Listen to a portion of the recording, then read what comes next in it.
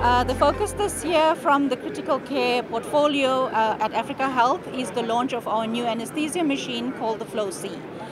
We are happy to launch the Flow C at this event because it fits in the mid-end range of the market.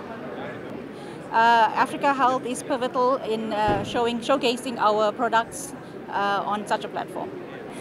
The Flow C is an anesthesia machine. It's a machine that we use in theatre when we put patients off to sleep so that the surgeon can operate.